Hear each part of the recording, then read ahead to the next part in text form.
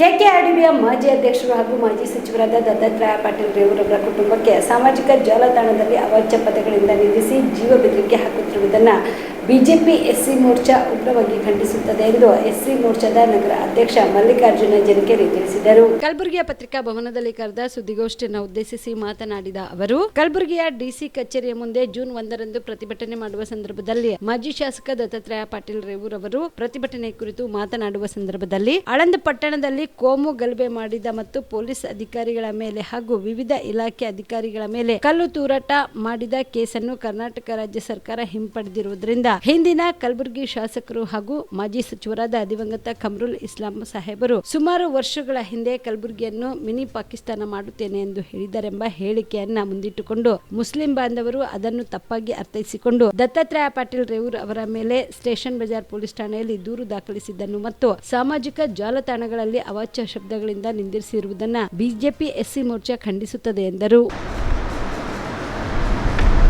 June 1ರಂದು ಒಂದು ವಿಧಾನಸೌಧದ ಮುಂಭಾಗದಲ್ಲಿ ಬಿಜೆಪಿಯ ಜಿಲ್ಲಾ ಪಕ್ಷದ ವತಿಯಿಂದ ಒಂದು ಬೃಹತ್ ಪ್ರತಿಭಟನೆ ಮಾಡೋದು ಉದ್ದೇಶ ಆಳಂದದಲ್ಲಿರುವ ರಾಡ್ಲೆ ಮಸಕ್ ಹಾಗೂ ರಾಘವ ಚೈತನ್ಯ ಮಂದಿರದಲ್ಲಿ ಒಂದು ದೇವಸ್ಥಾನದ ಮೂರ್ತಿಗೂ ಹಾಗೂ ಹೊರಗಡೆಯಲ್ಲಿ ಒಂದು ವಾಯ್ಸ್ ಎಲ್ಲ ಮಾಡಿರ್ತಾರೆ, ಅದನ್ನು ಎಲ್ಲ ಬಿಡಿಸಿ ಹೇಳೋಕ್ಕಾಗಲ್ಲ. ಆ ಒಂದು ಮಾಡಿದಲ್ಲದೆ ಆ ದೇವಸ್ಥಾನದಲ್ಲಿ ಒಂದು ರಥೋತ್ಸವ ಇರ್ಬೋದು, ಯಾವುದೇ ಒಂದು ಕಾರ್ಯಕ್ರಮ ಇರ್ಬೋದು, ಜರುಗುವ ಸಮಯದಲ್ಲಿ ಇಲ್ಲಿ ಹಿಂದೂಗಳು ಪೂಜೆ ಮಾಡಬಾರ್ದಂತ ಹೇಳಿ ಒಂದು ಇಡೀ ಜಿಲ್ಲಾಡಳಿತ ಮೇಲೆ ಅಲ್ಲಿರ್ತಕ್ಕಂಥ ಕಿಡಿಗೇಡಿಗಳು, ವಿಶೇಷವಾಗಿ ಮುಸ್ಲಿಮರು, ಅಲ್ಲಿರ್ತಕ್ಕಂಥ ಎಲ್ಲ ಮುಸ್ಲಿಮರೆಲ್ಲ ಅಲ್ಲಿರ್ತಕ್ಕಂಥ ಯಾರು ಮಾಡಿರ್ತಕ್ಕ ಕಿಡಿಗೇಡಿಗಳಿಗೆ ಇಡೀ ಜಿಲ್ಲಾಡಳಿತ ಮೇಲೆ ಕಾರದ ಪುಡಿ ಚರ್ಚಗಳು ಕಲ್ಲೆಸ್ತ ಆಗಲಿ ಎಲ್ಲ ಅವ್ರಿಗೆಲ್ಲ ದೌರ್ಜನ್ಯವನ್ನು ಮಾಡ್ತಾರೆ. ಅಂಥ ದೌರ್ಜನ್ಯ ಮಾಡಿದವರ ಮೇಲೆ ಇವತ್ತು ಸರ್ಕಾರ ಅವ್ರ ಕೇಸನ್ನು ಹಿಂಪಡೆಯುವ ಮೂಲಕ ಒಂದು ಸರ್ಕಾರ ಇವತ್ತು ಇಡೀ ಸಮಾಜಕ್ಕೆ ಏನು ಸಂದೇಶ ಕೊಡ್ತಂದ್ರೆ ನಾವು ಇಂಥವರಿಂದ ಇದ್ದೀವಿ ಅನ್ನೋ ಸಂದೇಶವನ್ನು ಕೊಡ್ತಾರೆ. ಆ ಒಂದು ಉದ್ದೇಶದಿಂದ ಪ್ರತಿಭಟನೆಯನ್ನು ಹಿಂಪಡೆಯೋಸ್ಕರ ಒಂದು ಬಿಜೆಪಿ ಜಿಲ್ಲಾ ವತಿಯಿಂದ ಪಕ್ಷ ಜಿಲ್ಲಾ ವತಿಯಿಂದ ಒಂದು ದೊಡ್ಡ ಪ್ರತಿಭಟನೆ ಮಾಡುತ್ತೆ. ಆ ಪ್ರತಿಭಟನೆಯಲ್ಲಿ ಮಾಜಿ ಶಾಸಕರಾದ ಹಾಗೂ ಕಲ್ಯಾಣ ಕರ್ನಾಟಕ ಅಧ್ಯಕ್ಷರಾದ ದತ್ತಾತ್ರೇಯ ಶ್ರೀ ಪಾಟೀಲ್ ಅವರು ಭಾಷಣದ ಮುಖಾಂತರ ಹಿಂದಂದರೆ ಒಂದು 1992 ಆ ಸಮಯದಲ್ಲಿ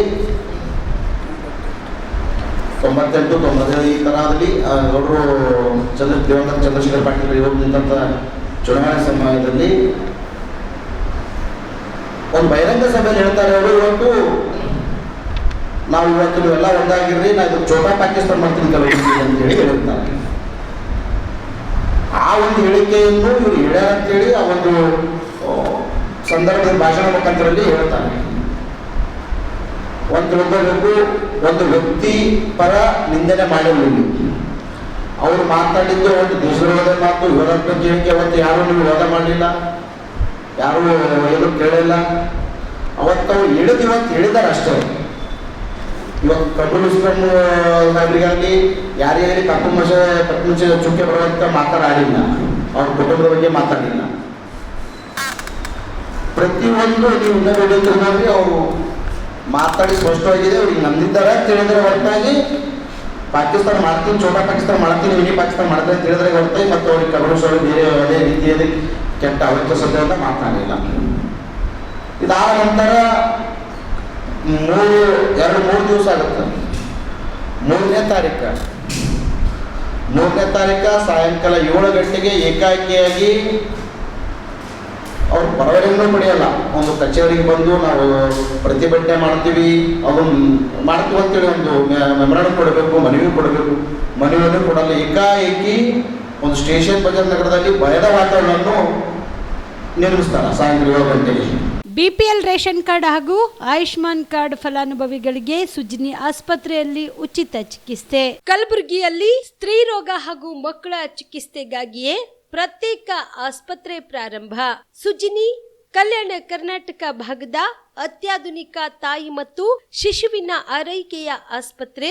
ಸ್ತ್ರೀ ರೋಗ ತಜ್ಞ ಖ್ಯಾತ ವೈದ್ಯರು ಹಾಗೂ ಮಕ್ಕಳ ತಜ್ಞ ಖ್ಯಾತ ವೈದ್ಯರ ತಂಡದಿಂದ ಕಡಿಮೆ ದರದಲ್ಲಿ ಚಿಕಿತ್ಸೆ, ವಿಶ್ವ ದರ್ಜೆಯ ಉಪಕರಣಗಳ ಮತ್ತು ಅತ್ಯಾಧುನಿಕ ಐಸಿಯು, ಎನ್ಐಸಿಯು ಹಾಗೂ ಇತರೆ ಸೌಲಭ್ಯಗಳಿಂದ ಮಕ್ಕಳಿಗೆ ಗುಣಮಟ್ಟದ ಆರೈಕೆ. ಸುಜಿನಿ ಆಸ್ಪತ್ರೆಯಲ್ಲಿನ ಸೌಲಭ್ಯಗಳು: ದಿನದ 24 ಗಂಟೆಯಲ್ಲಿ ತುರ್ತು ಸೇವೆ, ಹೈ ರಿಸ್ಕ್ ಗರ್ಭಧಾರಣೆ, ಒಬೆಸ್ಟ್ರಿಕ್ ಐಸಿಯು, ನವಜಾತ ಮತ್ತು ಶಿಶು ಐಸಿಯು, ಶಿಶು ಸಂಬಂಧಿತ ಶಸ್ತ್ರಚಿಕಿತ್ಸೆ, ಲ್ಯಾಪ್ರೋಸ್ಕೋಪಿ, ಲಸಿಕಾಕರಣ, ತಜ್ಞ ವೈದ್ಯರ ಸಲಹೆ, ಡಯಾಗ್ನೋಸ್ಟಿಕ್ ಮತ್ತು ಅಲ್ಟ್ರಾಸೌಂಡ್ ಸೇರಿದಂತೆ ಅನೇಕ ಸೌಲಭ್ಯಗಳು ನಿಮ್ಮ ಸುಜಿನಿ ಆಸ್ಪತ್ರೆಯಲ್ಲಿ ಲಭ್ಯ.